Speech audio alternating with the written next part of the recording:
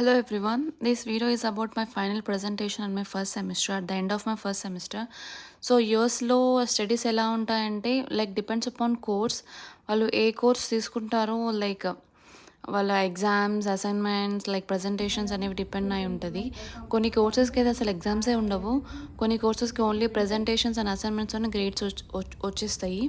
ఇంచుమించు నేను తీసుకున్న కోర్సులో కూడా లైక్ ప్రజెంటేషన్స్ ఇంకా అసైన్మెంట్స్ ఎక్కువ ఉన్నాయి.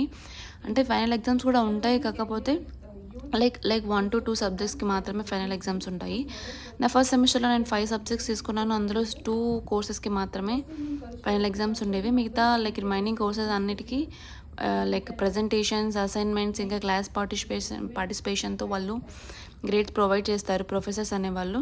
సో ఇది వచ్చేసి నా ఫైనల్ ప్రజెంటేషన్ ఫస్ట్ సెమిస్టర్ ఎండ్లో. లైక్ నాకు ఈ వీడియోలో నేను చూపిస్తున్నా అక్కడ నేను నిల్చొని మాట్లాడుతున్నంత నా ఎక్స్ప్లెనేషన్ అయిపోయిన తర్వాత ప్రొఫెసర్ లైక్ చెప్తున్నాడు, I fell so happy that like తను ఎలా అయితే ఎక్స్పెక్ట్ చేశాడో research paper as a graduate level స్టూడెంట్గా. సో నేను అలాగే ప్రజెంటేషన్ ఇచ్చాను. సో తను చెప్తున్నాడు స్టూడెంట్స్ అందరికీ, so this is the perfect level of graduate research paper అని చెప్పేసి. So I fell so happy and this moment. Like అందరి ముందు అలా చెప్పేసరికి నాకు చాలా మంచిగా అనిపించింది.